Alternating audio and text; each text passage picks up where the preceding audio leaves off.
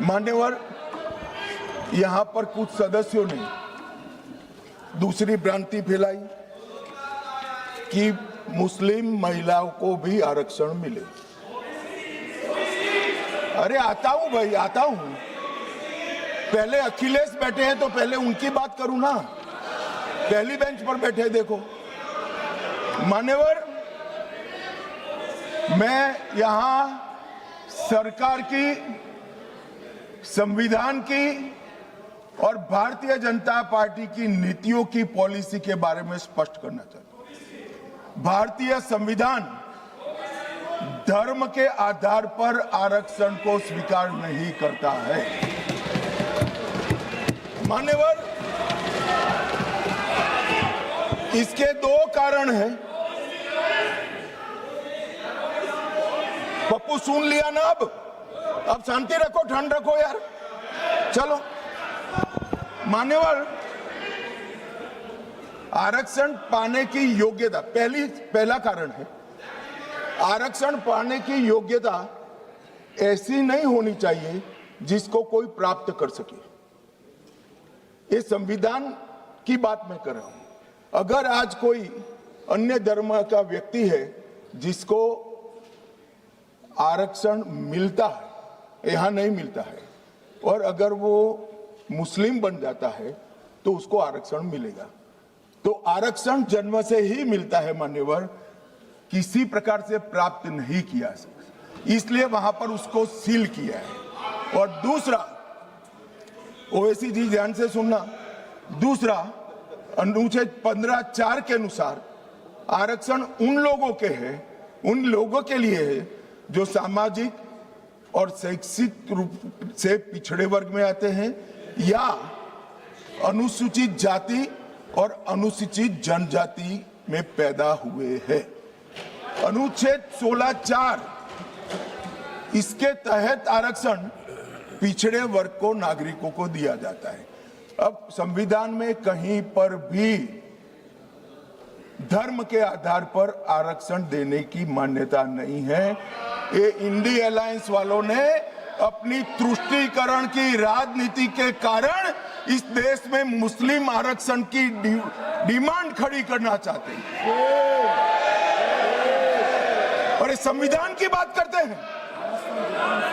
कोई भी संविधान पढ़कर बता दे मुझे, संविधान के किस आर्टिकल से धर्म के आधार पर आप आरक्षण करोगे? कोई बता दे मुझे। एक भी आर्टिकल में कोई प्रोविजन नहीं। मान्यवर, इसलिए भारतीय जनता पार्टी, हमारी सरकार, दोनों का नीति स्पष्ट है।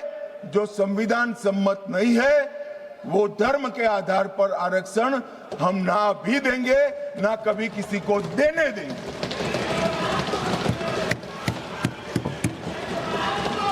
मान्यवर, अब मैं ओबीसी की बात करता हूं। सुनो ना, सीट बदल देनी पड़ेगी पप्पू जी। मान्यवर, इस देश में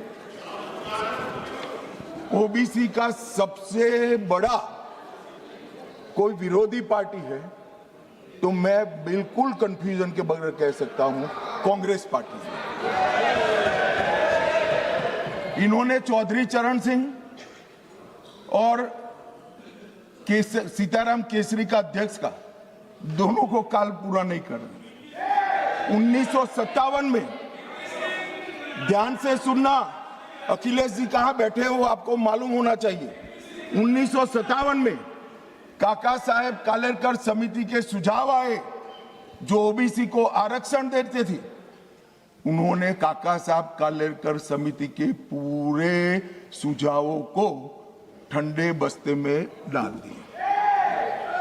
1980 में, ये जवाहरलाल जी थे, 1980 में इंदिरा जी आई, मंडल आयोग का सुझाव आया और मंडल आयोग के सुझाव को इंदिरा जी ने ठंडे बस्ते में डाल दिया। 90 में जब वीपी सिंह आए तब वो मंडल आयोग का इंप्लीमेंटेशन लेकर आए और उस वक्त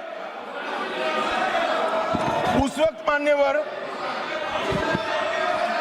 विपक्ष के नेता राजीव गांधी थे। तो नेहरू जी, इंदिरा जी और अब राजीव गांधी, उन्होंने यहां पर अपने जीवन का सबसे लंबा भाषण मंडल आयोग का विरोध करने में किया, अपने जीवन का सबसे। और कांग्रेस ने 51 और 71 दोनों में जाति जनगणना का भी विरोध किया। मान्यवर, अब क्योंकि अब मेल नहीं खा रहा है, 15-20 बार चुनाव हार गए, तो अब ये ओबीसी के हितैषी बनने आए। मान्यवर, मैं आज आपके सामने कहना चाहता हूं, कांग्रेस पार्टी ने अब तक एक भी ओबीसी का प्रधानमंत्री नहीं दिया। भारतीय जनता पार्टी ने नरेंद्र मोदी और अति पिछड़ा समाज के व्यक्ति को प्रधानमंत्री बनाया। मान्यवर, इन्होंने काका साहेब कालेलकर समिति में विरोध किया। मंडल आयोग के रिपोर्ट को इंदिरा जी ने ठंडे बस्ते में डाला, और जब लागू होता था राजीव गांधी जी ने भी विरोध किया। मान्यवर, मैं आज बताना चाहता हूं कि नरेंद्र मोदी सरकार में 27 मंत्री ओबीसी समुदाय में है, जो 40% होता है। मान्यवर, नरेंद्र मोदी सरकार ने ओबीसी कमीशन को संवैधानिक मान्यता दी। नरेंद्र मोदी सरकार ने ओबीसी की सूचियों को संशोधित करने का अधिकार राज्यों को देकर एम्पावरमेंट करा, और 14 से 18 के बीच में 16 जातियों को ओबीसी जनजाति में क्या है। अरे मेरा हो जाने के बाद पूछिए ना। माननीय गृह मंत्री जी, क्या कह रहे हैं? बाद में यू कैन आस्क लेटर।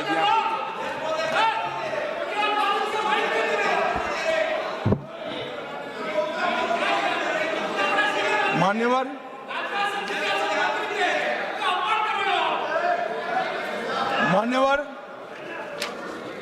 और जाति जनगणना चल रही है। जाति जनगणना का रिपोर्ट भी जाति के साथ ही आए।